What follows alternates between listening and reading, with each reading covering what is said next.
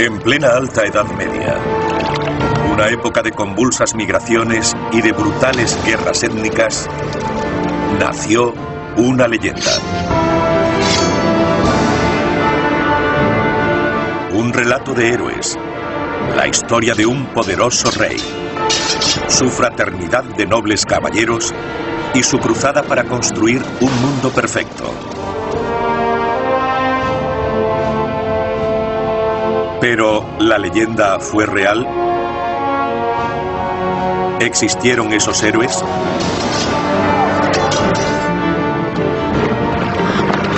Acompáñenos a través de la historia y el mito en la búsqueda del caudillo perdido que recordamos como Rey Arturo. La leyenda del Rey Arturo.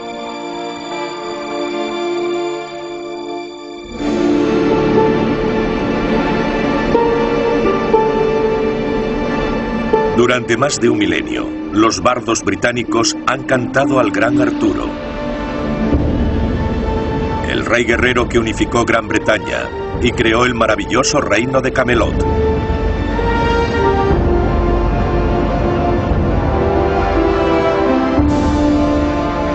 El rey Arturo y sus caballeros de la Mesa Redonda encarnaron los altos ideales de la caballería. Héroes dispuestos a sacrificar sus vidas por honor o por amor. Y por su país.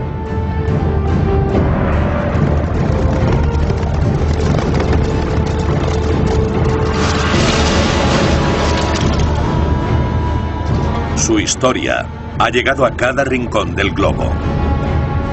Arturo es el rey ideal, el símbolo de la monarquía, el símbolo del rey que intentó hacer el bien,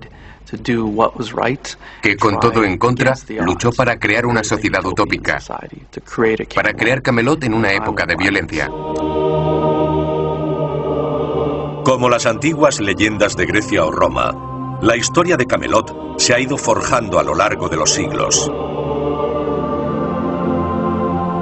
En este entorno de mito, ¿existió realmente un Arturo histórico y real? Arturo es un misterio porque tiene cuestiones que nos atraen. Hay suficientes pruebas que nos hacen pensar que hubo algo de cierto. El problema es que el nombre de Arturo nunca existió. Eso no significa que no hubiera un personaje detrás de la mitología. Algo ocurrió a finales del siglo V y principios del VI. Pero ha quedado enterrado bajo el halo de la ficción romántica.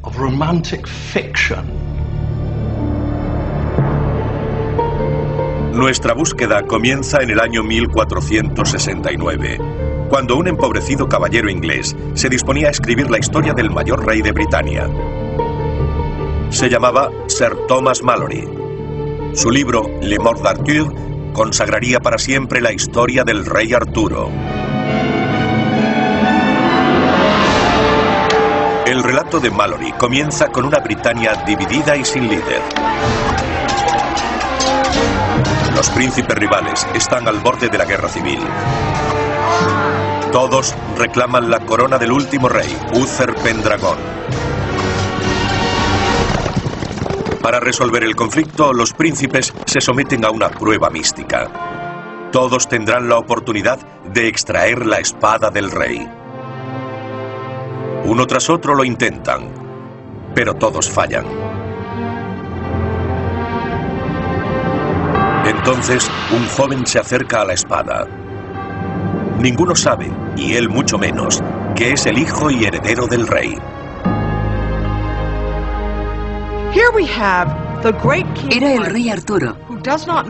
No conoció a su padre ni a su madre.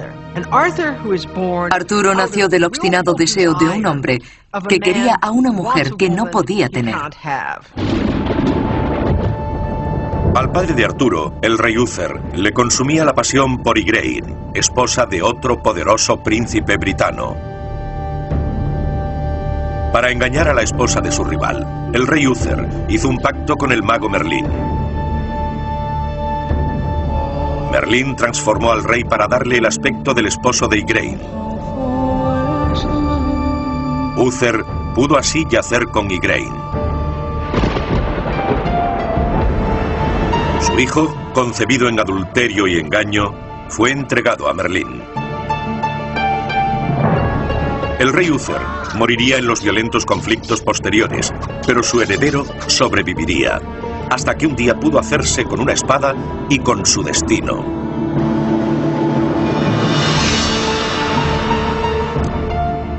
Era la espada de la realeza y probaba su derecho a ser rey, siendo capaz de sacar la espada, la insignia de la realeza, de la piedra.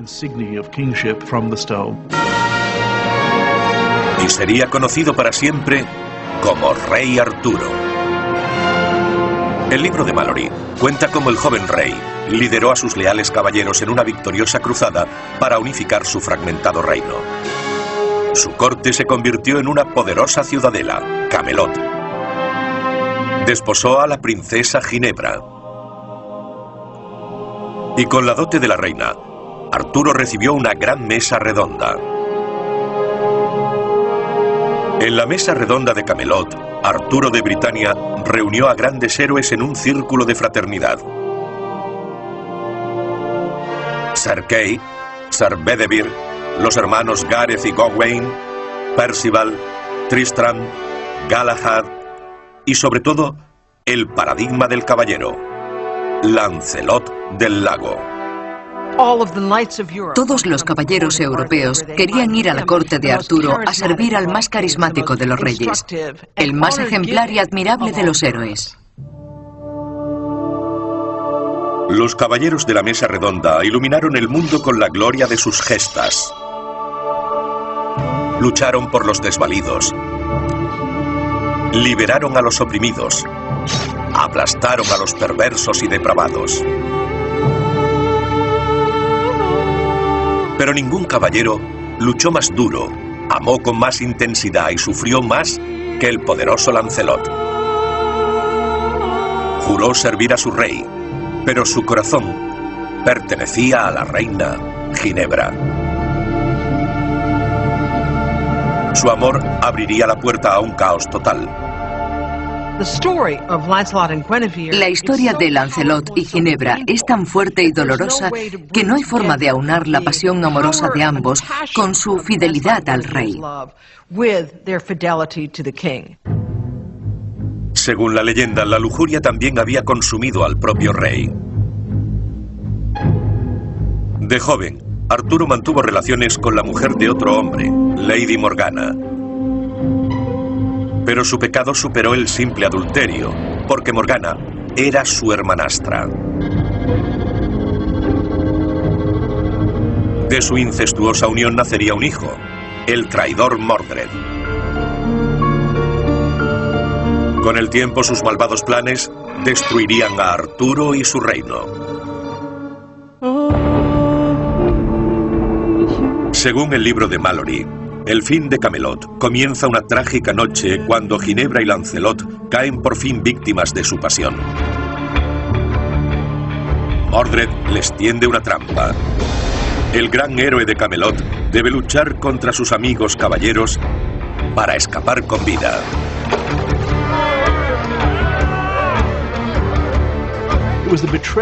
Fue la traición de un caballero soberano y debía ser castigada con severidad. La propia Ginebra era culpable de esa traición. Con el corazón roto, Arturo debe condenar a su reina a ser quemada en la hoguera. La víspera de la ejecución, un hombre acude a salvar a Ginebra: Lancelot. El rescate de la reina rompe la hermandad de la mesa redonda. En el caos posterior, Mordred reúne un ejército y disputa el trono a su padre, el rey.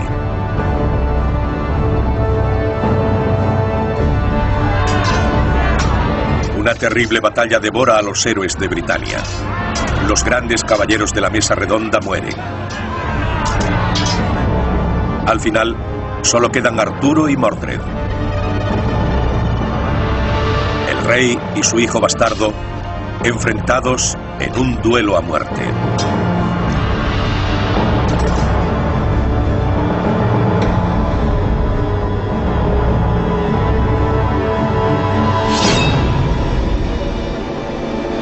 Fatalmente herido, el cuerpo de Arturo es transportado espiritualmente por mar.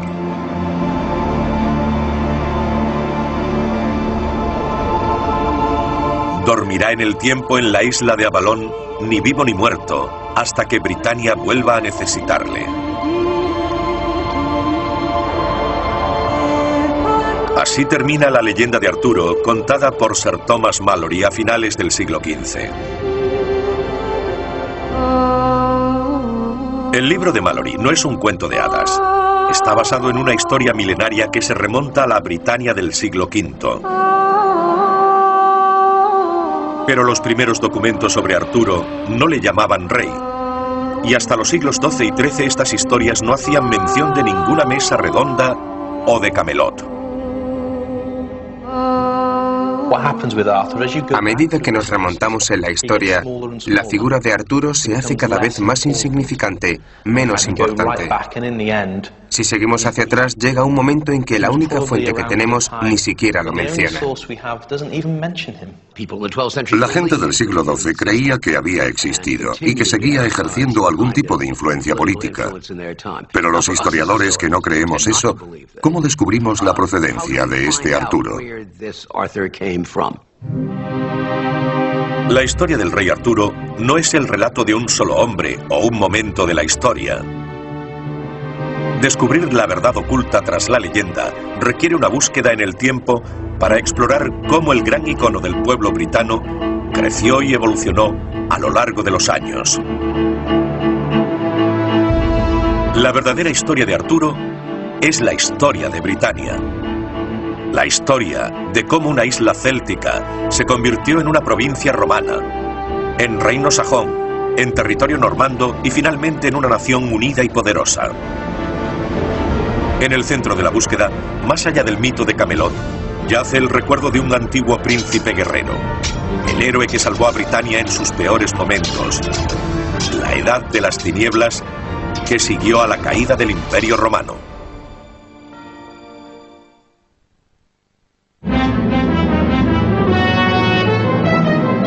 Mucho antes de que Sir Thomas Malory describiera a Arturo como rey de Camelot, los bardos de Britannia cantaban a un poderoso caudillo llamado Arturo. Los historiadores han rastreado los orígenes del relato hasta los siglos V y VI, pero hasta el momento no han encontrado pruebas positivas de la existencia del héroe. Hay muchos candidatos para ser el Arturo histórico. Hay muchos detectives que intentan descubrir quién fue el auténtico Arturo. Pero los historiadores no pueden precisarlo porque ninguno tiene pruebas sobre su existencia. No tenemos textos de esa época que mencionen al rey Arturo. La ausencia de documentos escritos y la propia leyenda son producto de una oleada de guerras y migraciones que remodelaron Europa después de la caída de Roma, en la llamada Edad de las Tinieblas. No fue una época oscura, fue un periodo muy colorido. Hubo un gran influjo de extranjeros. Se mezclaron y formaron una nueva cultura y una nueva nación, que terminó siendo Inglaterra. En la antigüedad, la isla de Britannia era el hogar de un conjunto de tribus celtas. Compartían idioma y costumbres, pero nunca formaron una nación. Entonces llegaron los romanos. Las legiones invadieron la isla en el siglo I después de Cristo. Durante los siguientes 350 años, ciudades, leyes y gobernadores romanos convertirían la isla en una tierra rica y poderosa, Britannia. El Imperio Romano trajo con él una fuerte cultura, una civilización en toda regla, un estado y un ejército centralizados. La Britannia romana era una sociedad moderna. Estaba muy estructurada. El gobierno estaba jerarquizado. Había calzadas y grandes edificios. Casi todo desapareció en los siglos V y VI. En la próspera era, antes de la caída de Roma, el imperio luchó por integrar y controlar a las tribus de habla celta de Britania. Las legiones romanas construyeron calzadas, fuertes y puestos avanzados. En la frontera septentrional erigieron el Muro de Adriano, una muralla de piedra de 120 kilómetros para contener a las tribus bárbaras hostiles, los pictos. Como en todas las colonias romanas, los nativos britanos tenían prohibido llevar armas. Para mantener la ley y el orden, los legionarios de tierras lejanas como Arabia, Galia y Europa Oriental eran enviados a guarnecer las fortalezas de Britania. El nombre Arturo se oye por primera vez en el grito de batalla de la caballería romana en el Muro de Adriano. El primer Arturo conocido en Britania es un comandante romano llamado Lucius Artorius Castus, que llegó a Britania en el siglo II después de Cristo. Su historia pudo haber contribuido a la de Arturo. Ciudadano romano de lo que ahora son los Balcanes, Lucius Artorius Castus estaba al mando de una guarnición de la caballería sármata, jinetes de las orillas del Mar Negro. Hay datos que sugieren que Castus y sus tropas estuvieron destinados cerca del Muro de Adriano. En el 185 después de Cristo, los pictos atacaron la muralla. Artorius Castus y sus hombres acudieron a rechazar la oleada bárbara. Algunos investigadores dicen que las hazañas de Castus y sus jinetes forjaron la base del mito de Arturo y sus caballeros. Se ha especulado mucho sobre si estas unidades de caballería, especialmente las sármatas, se establecieron en guarniciones o fortalezas y terminaron quedándose allí. Si fue así, pudo haber un comandante llamado Artorius que mandara dicha caballería. Podría haber sido un predecesor o quizá un antepasado. Artorius Castus aporta un nombre a la búsqueda de Arturo. Él es el primero, pero no el último de los muchos nombres que los historiadores creen que forjaron la leyenda. Pero los primeros relatos artúricos apuntan a una encrucijada posterior en el tiempo, 3 siglos después de Artorius, no en el cenit del Imperio Romano, sino en su caída. El drama comienza a principios del siglo V, con un duro invierno, un río congelado y una devastadora invasión de lo que hoy es Francia, la tierra romana de la Galia. En la peor víspera de Año Nuevo de la historia de Occidente, 3 tribus germanas cruzaban el congelado Rin y en el 406 arrasaban la Galia.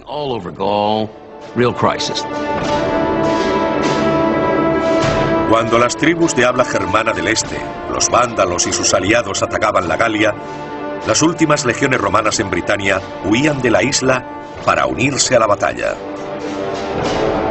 El dominio romano en Britania había terminado para siempre. Siglos de orden y prosperidad estaban al borde del caos. Al final de la Britania romana, todas las legiones habían desaparecido, las desmantelaron. No tenían gran tradición militar ni soldados formados, pero los arrollaron. Britania fue cercada. Por el oeste, invasores irlandeses acechaban la costa. Por el norte, los pictos franqueaban el Muro de Adriano. Y por el este, anglos, jutos y sajones atacaban desde el mar.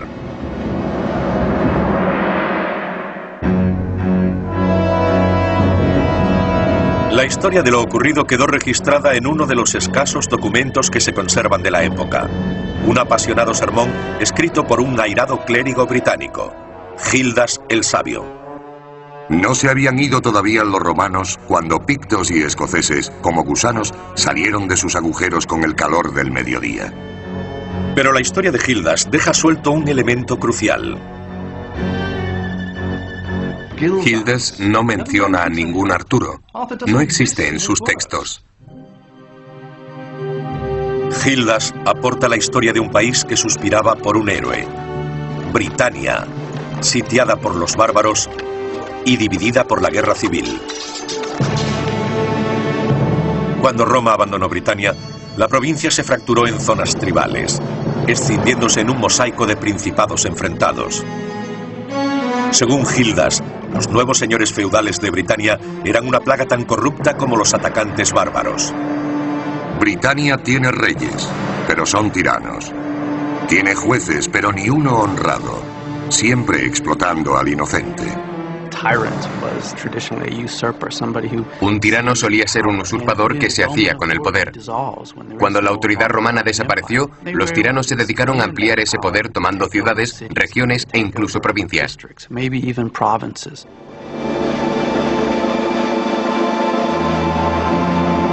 La agonía de la Britania romana creó el escenario perfecto para la aparición de la historia de Arturo. Cuando los ataques bárbaros y las luchas civiles alimentaban el caos ya existente, los britanos soñaban con un gran líder que unificara el país, que repeliera a los invasores y que reviviera la gloria perdida de lo que fue Roma. Pero antes de que apareciera la figura de Arturo, Britania tuvo que soportar al peor de los reyes, un hombre que en vez de combatir a los invasores, les invitó a quedarse. Un tirano taimado e intrigante, el rey Vortigern.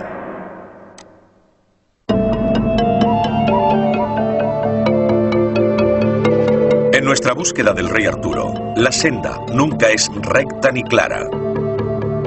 Su rastro no nos lleva a un héroe, sino a un traidor.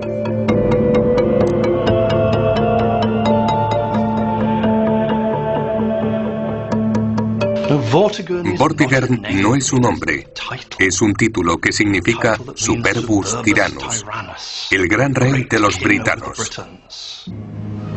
Era un líder muy poderoso capaz de reunir a un consejo para tomar una decisión sobre la defensa de Britania.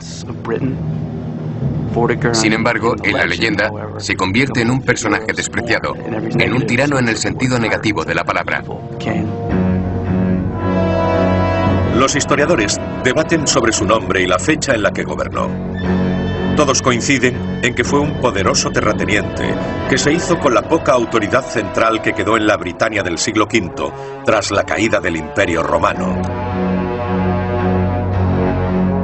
El reinado de Vortigern desencadenó una serie de acontecimientos, un brutal ciclo que culminó con la llegada de Arturo. Vortigern tuvo que defender Britania de una oleada de ataques bárbaros. Pero según Gildas el Sabio, el infeliz tirano decidió contar con el peor enemigo de Britania como ejército privado.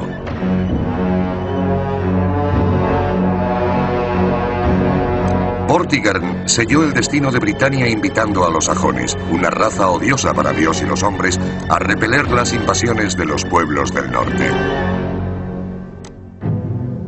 Narradores posteriores ampliarían el relato de Gildas.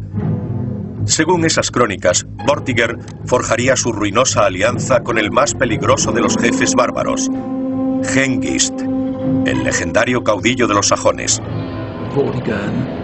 Vortigern intentó enfrentar a unos bárbaros con otros. Pactó con los sajones y les regaló tierras, a condición de que lucharan con otros bárbaros. El pacto de Vortigern con Hengist haría que los sajones se apoderaran para siempre de las ricas y fértiles tierras inglesas. Nada fue nunca tan pernicioso para nuestro país. Nada fue tan aciago. Esos pueblos más temidos que la muerte eran invitados a vivir bajo nuestro mismo techo. Jutos, anglos y sajones llegaron de las tierras bajas, Dinamarca y Alemania en la actualidad. La arqueología sugiere que los bárbaros no llegaron en una invasión imprevista, sino en una migración lenta y constante. El pueblo sajón que llegó a Britania en el siglo V lo hizo porque sus propias tierras se estaban inundando. La plataforma continental se estaba desplazando y en la Europa septentrional se hundía. Los sajones y los frisios que vivían en tierras muy bajas estaban ahora en terrenos más húmedos y más inundados. Los invasores anglosajones llegaron a Britania como ladrones, intentando robar artículos de lujo para llevárselos a sus países. Pero empezaron a asentarse. Necesitaban tierras de labranza, y en la costa oriental de Britania las había buenas. Los barcos sajones eran pequeños y no llegaron como una gran flota, sino en pocas unidades cada vez. Eran embarcaciones costeras que podían surcar el litoral para después pasar por el canal de Dover, el punto más estrecho en el que, según la tradición, desembarcaron los caudillos sajones Hengist y Horsa, y Kent se convirtió en el primer reino germánico en Britania. El pacto de los sajones de servir como mercenarios al rey inglés Vortigern desembocaría en una serie de guerras étnicas. Una lucha épica que requeriría la presencia de un líder para rescatar a los britanos, el legendario rey Arturo. Pero el tirano Vortigern está a caballo entre dos mundos diferentes: la historia documentada y el reino de fantasía del mito artúrico. La búsqueda de Arturo se mueve por esta imprecisa frontera entre la realidad y la ficción. A principios de la Edad Media, había pocos historiadores que pensaran en la verdad histórica y narrativa como nosotros. Eran más sofisticados de lo que pensamos. Pero discernir entre realidad y ficción no era algo que les preocupara demasiado.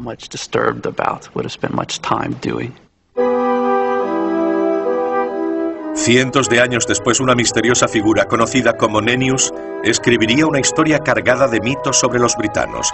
Según Nennius, el trato de Vortigern con los sajones fue un acuerdo desleal alimentado por la lujuria. Vortigern se volvió loco y se enamoró de la hija de Hengist, el jefe de los mercenarios, la bella y pagana Rowena. El relato de Nennius afirma que el caudillo sajón Hengist vendió a su hija a Vortigern por el precio del reino inglés. Vortigern estaba enamorado de la bella dama. Hengist pidió por su hija la provincia de Kent. La doncella fue entregada al rey, que yació con ella y la hizo suya. Con la bendición de Vortigern, Hengist reunió 40 barcos de guerreros y tomó Kent, las tierras de labranza más ricas de Britania. Esta melodramática fábula no fue escrita hasta al menos 300 años después de la muerte de Vortigern, pero recuerda a los textos de Gildas el Sabio. Cuando los sajones fueron empleados por los britanos como mercenarios, recibieron provisiones y tierras a cambio de sus servicios. Gildas dice que no se contentaron con las raciones y con los terrenos recibidos, y que se rebelaron contra los britanos para conseguir más tierras. Los britanos se veían obligados a dejar sus tierras a medida que los sajones extendían sus asentamientos. Relatos legendarios cuentan cómo los refugiados britanos, enfurecidos por la expansión sajona, volvieron su ira contra Vortigern. Un ejército de britanos sitió la fortaleza del tirano. Algunos relatos afirman que le prendieron fuego, pero según Nennius, el castigo llegó de las alturas. El fuego cayó bruscamente del cielo y quemó el castillo. Vortigern pereció de forma miserable. Ese fue el final de este desgraciado rey. Otros afirman que el fiero asedio que terminó con Vortigern no fue obra de Dios, sino del último romano que ostentó el poder en Britania. Un héroe que unió a los britanos y expulsó a los sajones. Ambrosius Aurelianus, un hombre que pudo ser el modelo histórico del legendario rey Arturo.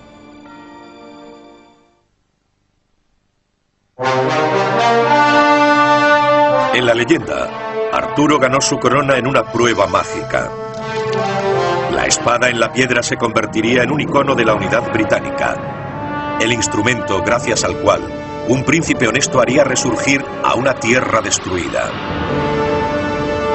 Pero en la vida real, la unidad y el resurgimiento no brotarían de una piedra encantada. La salvación de los britanos solo sería posible con el derramamiento de sangre, la sangre de los invasores sajones. Para soportar la tormenta, los britanos necesitaban un héroe que les condujera a la victoria. Pronto aparecería un hombre cuya historia claramente recuerda a la leyenda del rey Arturo. Hubo un hombre que encarnó la figura del héroe. Ambrosius Aurelianus Era un terrateniente rico y poderoso, dueño de vastas extensiones de tierra en el sur de Britania. Luchó para contener a los sajones, para impedir que penetraran en las ricas zonas agrícolas del sureste. Ambrosius Aurelianus es el vínculo final, una de las últimas figuras históricas documentadas de la Britania posromana. Su historia abre una puerta a la época de Arturo y las guerras sajonas.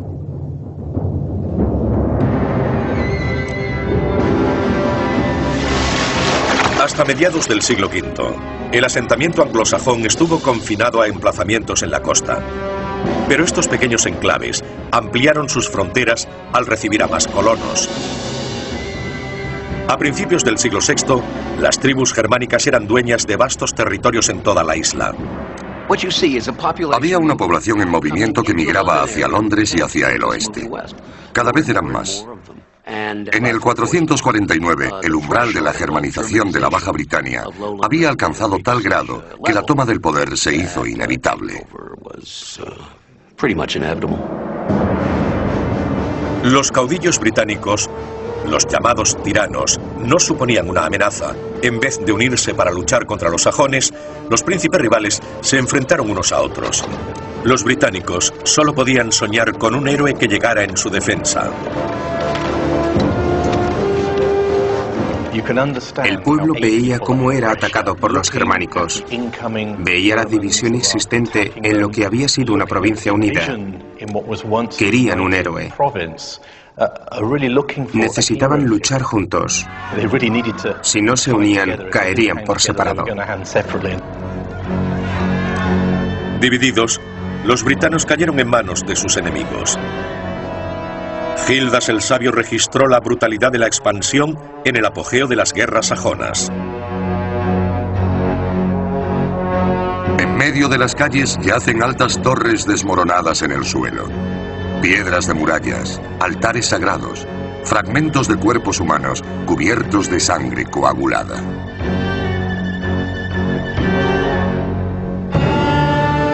Desesperados e incapaces de detener la matanza, la leyenda dice que los tiranos ingleses se reunieron con los sajones para hablar de paz. En la ficción, el círculo de Stonehenge marcó el lugar del encuentro.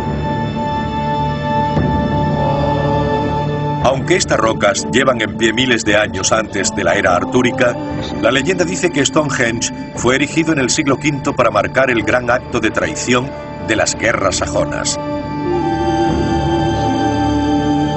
La historia dice que caudillos ingleses y sajones accedieron a deponer las armas y a hablar de paz. Todos accedieron a acudir desarmados, pero los sajones aprovecharon la ocasión para matar a los caudillos britanos. A una señal de su líder, los sajones sacaron sus dagas y atacaron a los britanos. Cayendo sobre los príncipes, los sajones asesinaron a un total de 460 varones y cónsules. Según un autor medieval, los britanos erigieron un anillo de piedras gigantes en memoria del baño de sangre, la masacre de los ancianos. Esta incorporación de Stonehenge a la historia proviene de un clérigo del siglo XII, Godofredo de Monmouth, el escritor que más contribuyó a crear el mito del rey Arturo.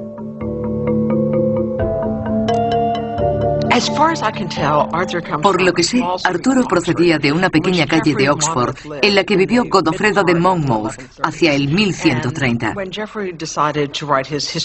Cuando Godofredo decidió escribir su Historia de los Reyes de Britania, cogió elementos reales y relatos orales y los mezcló, dando lugar al Arturo de ficción que todos conocemos y que centra el interés de los historiadores. El libro de Godofredo, La Historia de los Reyes de Britania, se remonta a 600 años para enfocar la historia desde una nueva perspectiva. Antes de Godofredo, Arturo era un oscuro guerrero de la Alta Edad Media. Después de Godofredo, un monarca modelo.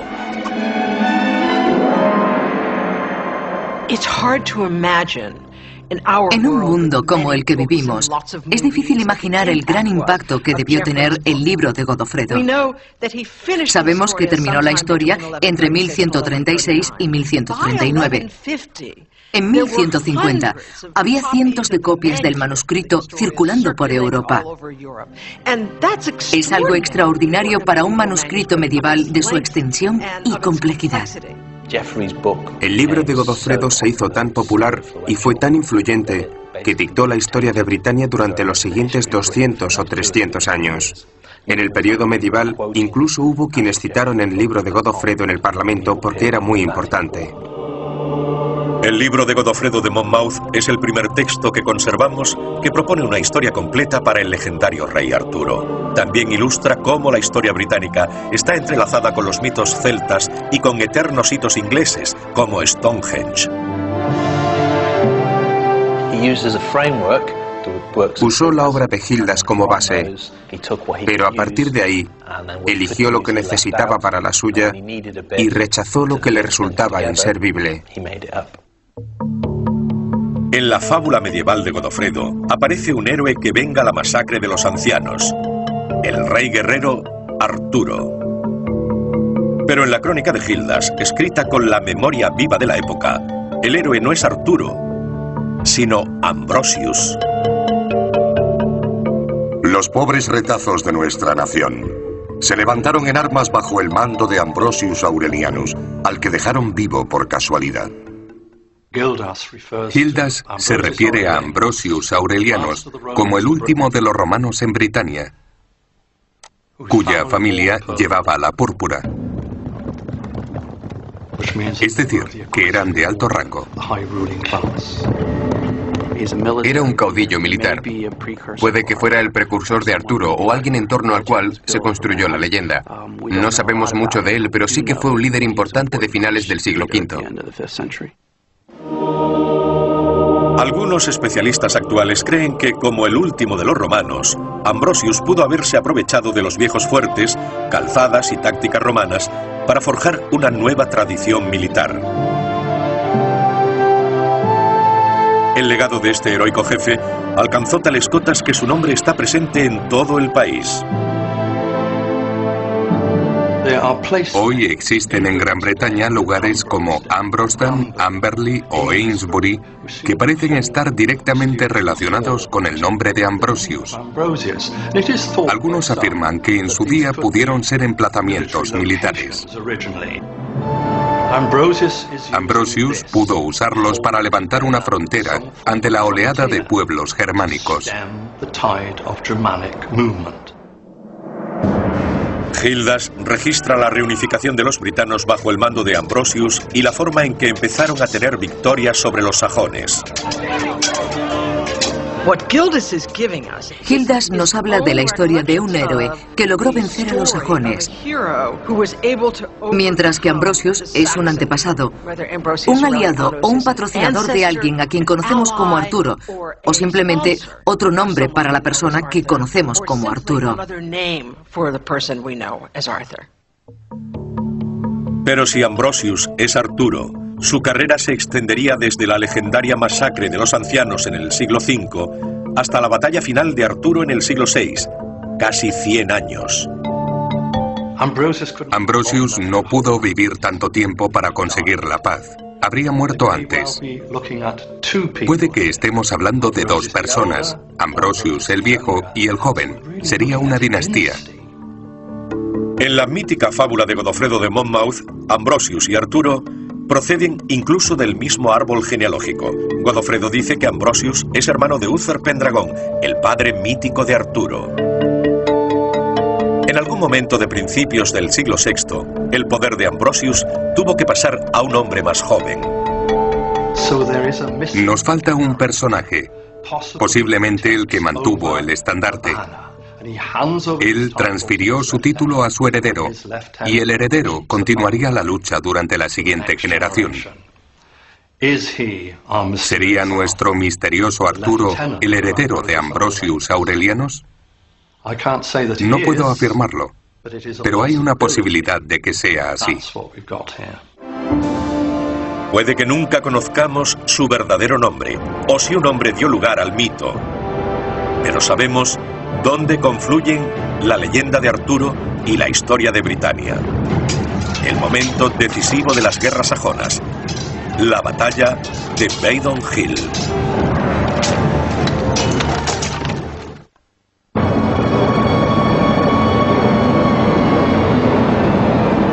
A través de la nebulosa de la leyenda, la búsqueda de un Arturo histórico llega a su momento crucial. Una batalla decisiva entre britanos nativos y sajones. Un enfrentamiento que forjaría el destino de Gran Bretaña en los años venideros y que generaría la leyenda del rey Arturo. La batalla de Badon Hill. La figura de Arturo está asociada con este periodo, y la mayoría de la gente lo sitúa a mediados de esta época, sobre el año 500. Nosotros también lo hacemos, porque creemos que es entonces cuando se libró la batalla de Badon Hill. Siempre que nos adentramos en el pasado artúrico e intentamos reconstruir las bases en las que encontraríamos a un Arturo histórico, llegamos a la historia de Badon Hill. A principios del siglo VI, en plena era artúrica, la agresiva expansión sajona amenazaba con engullir toda la isla. La arqueología, la historia y la leyenda coinciden en que alrededor del año 500 algo cambió el curso de los acontecimientos. Los datos coetáneos hablan de una monumental batalla, Badon Hill. La leyenda dice que fue el momento en que los britanos pasaron a la ofensiva contra los sajones. Los sajones de los que estamos hablando eran probablemente una población militarizada, pequeños grupos de soldados bien entrenados, no oleadas de invasores. Había que enfrentarlos a otra fuerza igualmente bien equipada y militarizada, y para vencerlos había que derrotarlos en una serie de combates. La tradición afirma que los britanos se unieron al fin bajo el estandarte de un caudillo invencible. En aquellos días los reyes de Britania lucharon contra los sajones, pero el propio Arturo fue el líder de las batallas, de Dux Bellorum. En la crónica de Nennius, Arturo aparece primero como jefe supremo de los britanos. Escrita cientos de años después, Nennius incluye 12 batallas legendarias libradas supuestamente por el poderoso Arturo. La 9ª batalla se libró en la ciudad de la Legión, la 10ª a la orilla del río. La 12ª fue una de las más crudas, cuando Arturo penetró en la colina de Badon. La leyenda describe a los invasores la víspera de la batalla de Badon como un poderoso ejército luchando en territorio britano. Badon Hill sería la batalla final. Si ganaban los sajones, los britanos estarían condenados y los invasores tomarían la isla. Según los textos, fueron 3 días de feroz combate. Los guerreros anglosajones lucharon principalmente a pie, lo que proporcionó a los britanos una ventaja crucial: la caballería. Desde la época de los romanos, la caballería había sido decisiva en la lucha por el control de Britania. A caballo, los guerreros podían superar a los soldados a pie. La caballería podía controlar el tiempo, el lugar y el ritmo del conflicto. En los flancos de Badon Hill, los sajones se enfrentaron a un formidable enemigo. Los sajones no cabalgaban, iban todos a pie. Podían ser fácilmente derrotados o repelidos por una fuerza móvil de jinetes. Britania era famosa por su caballería, y cuando los caudillos locales comenzaron a dar más importancia a las posiciones defensivas, empezaron a formar grupos de jinetes bien armados. Algunos dicen que ese fue el origen de los caballeros del rey Arturo. Con el destino de Britania en juego, la caballería pesada liderada por un caudillo supremo, precursora de Arturo y sus caballeros, pudo cambiar la historia. Arturo y su ejército subieron por la montaña y atacaron los flancos enemigos. Nadie se libró de probar la furia de su espada. Los britanos siguieron a su líder en grandes multitudes y mataron a todo aquel que se interpuso en su camino. Sin embargo, esa épica visión de la batalla proviene de Godofredo de Monmouth, que escribió más de 600 años después del acontecimiento. Pero si existió realmente un Arturo, en Badon Hill llevó a los britanos a la gloria. En este punto, empezamos a ver a soldados britanos convertidos en héroes porque habían derrotado a los sajones. Hicieron que se replegaran al valle del río Támesis, y muchos de ellos cruzaron el mar de vuelta a su patria. El triunfo del monte Badon queda confirmado en la historia de Gildas, el sabio que escribió recuerdos vivos de la batalla. El campo de batalla era tomado a veces por nuestros hombres y a veces por el enemigo, hasta el año del asedio del monte Bedonicus, cuando ocurrió la última, aunque no menos importante, matanza de nuestros crueles enemigos. Badon Hill es un acontecimiento que ocurre en la historia, pero además tenemos pruebas arqueológicas del estancamiento de la expansión sajona en este periodo, a principios del siglo VI. Badon es una batalla muy importante. Gildas se refiere a ella como un momento decisivo en la suerte de los britanos. En la batalla de Badon derrotaron a los sajones y después hubo un periodo de relativa paz.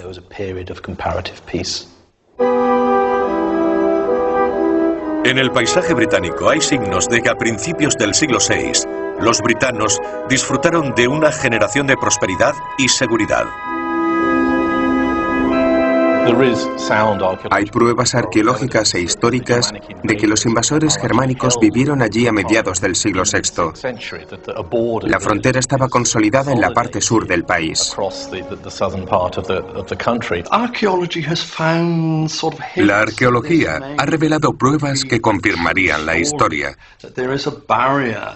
que hubo una frontera y también milicias ecuestres que recorrieron el sur de Inglaterra.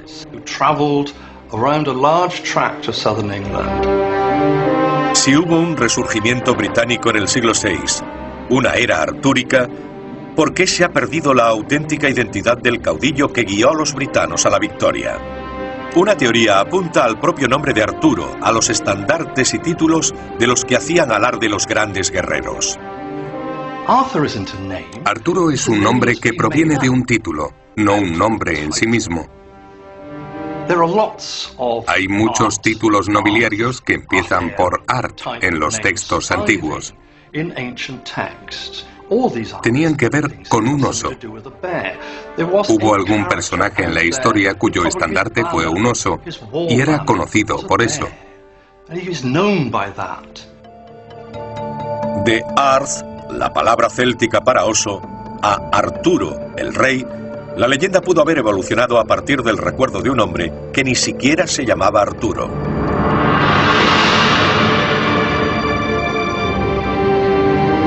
Con los siglos, bardos y escritores transformaron el oso de Badon Hill en un poderoso rey medieval, y la paz y la prosperidad de la Britania del siglo VI en la caballeresca gloria del Camelot de Arturo.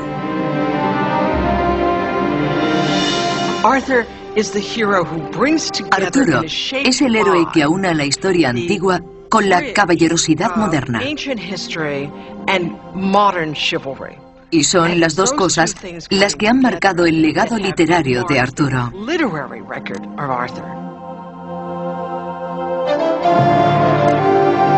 Arturo creció en la leyenda y la literatura, y sus caballeros evolucionaron con él.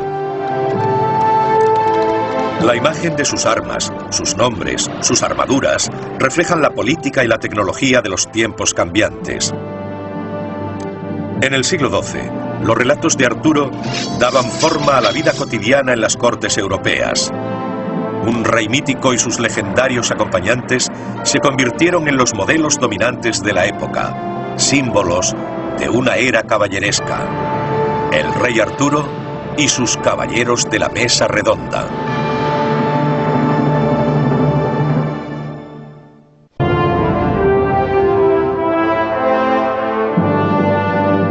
A principios del siglo VI, los britanos celebraban una victoria histórica. Habían luchado con los sajones en Weydon y los habían arrollado.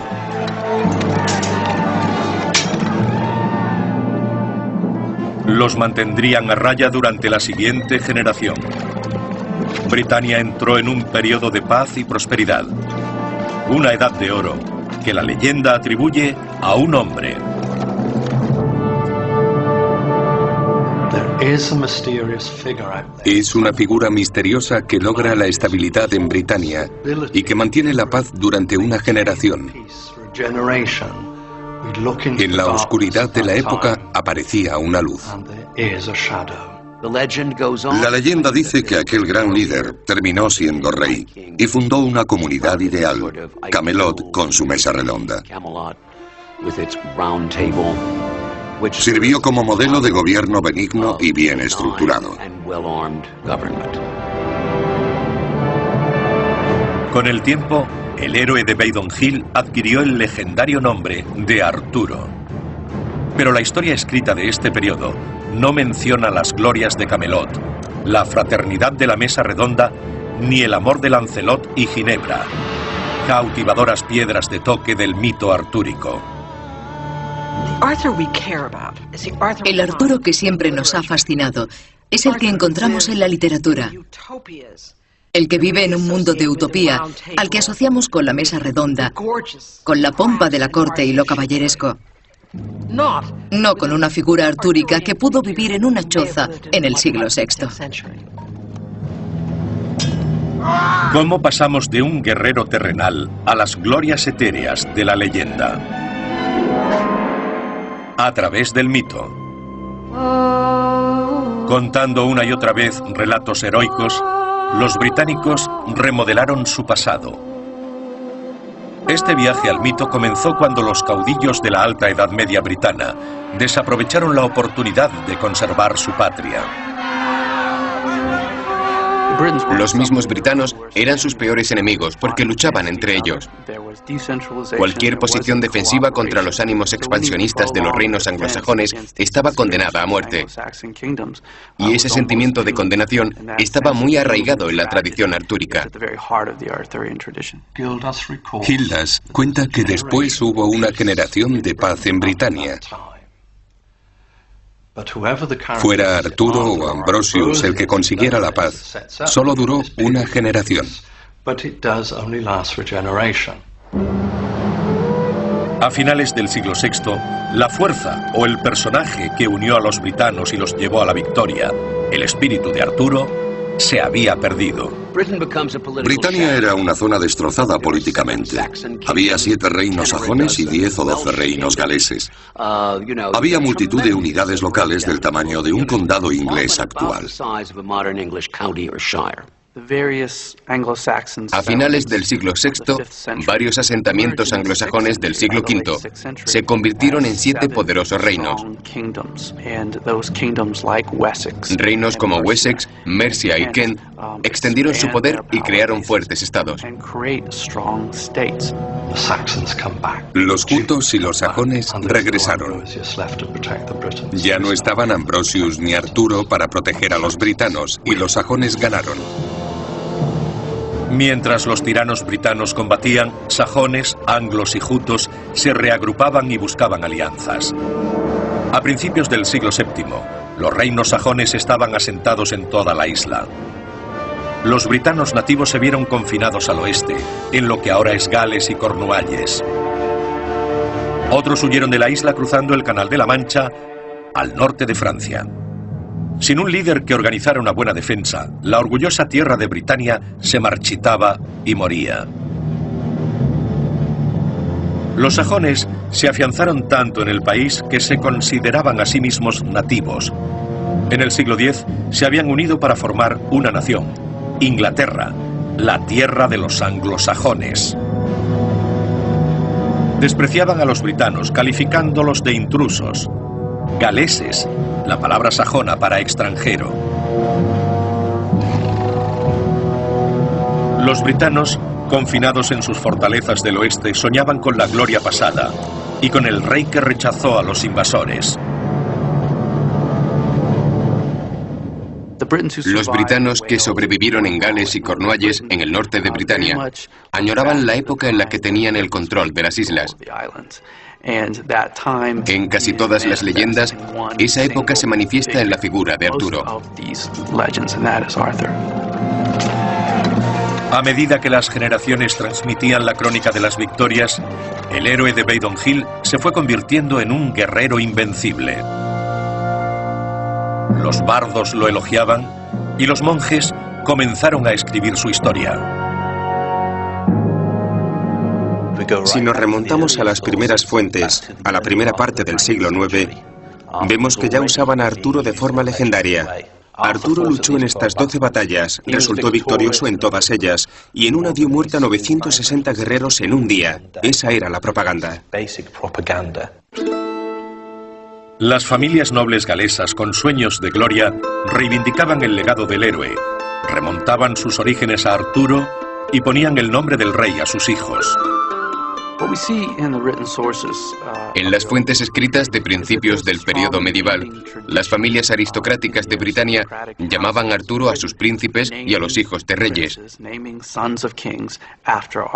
Era tradición en Gales, Escocia e incluso Irlanda. Puede que cuando la nueva generación de príncipes llamados Arturo alcanzara la mayoría de edad, sus hazañas se confundieran con la leyenda. Y Arturo terminó siendo virtualmente inmortal. Cuando un hombre es reconocido como un gran líder, se le atribuyen todas las proezas. Se supone que fue a lugares en los que nunca estuvo y que luchó en batallas que nunca libró. La historia de Arturo proyecta su sombra incluso al otro lado del mar. Los britanos que se vieron obligados a exiliarse en la costa francesa se aferraron al legado de su patria. Sus canciones sobre Arturo se fundieron con los cimientos de una nueva y poderosa tradición cultural y militar. Arturo era una figura muy importante en la colonia británica de Bretaña, donde un enorme asentamiento britano había transformado el país. Los gobernantes de Bretaña, en vez de dividirse como los celtas, cosa que hicieron en un primer momento, formaron un reino fusionado de hablantes de lengua celta, francesa y romance. Dieron lugar a una Bretaña más grande con la mitad de lo que ahora es Normandía. Fue algo importante. Pasaron los siglos. En la costa de Francia comenzó a surgir una gran fuerza militar, una mezcla de celtas y francos, hijos de caudillos vikingos y antepasados de los britanos exiliados, los normandos.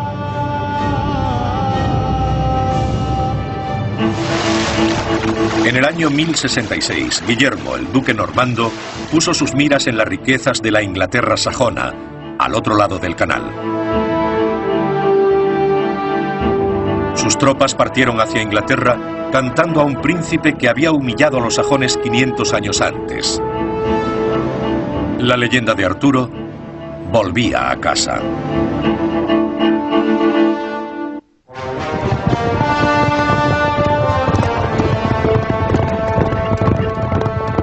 La búsqueda de Arturo, de la fuente de Camelot y la mesa redonda, nos transporta a muchos momentos y lugares.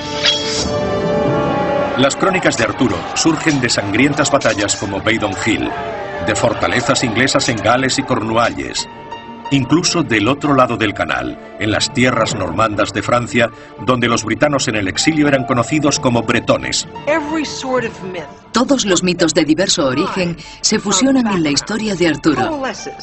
Y cada escritor añade algo nuevo, modificándola de modo diferente. Bretones y britanos alimentaban recuerdos de un héroe en la distancia. Con el tiempo se convirtieron en relatos de gloria marcial de un rey llamado Arturo y sus caballeros. Arturo es un personaje importante en la literatura bretona. Durante mucho tiempo se ha defendido que toda la tradición artúrica de la Edad Media es el resultado de la poesía bretona.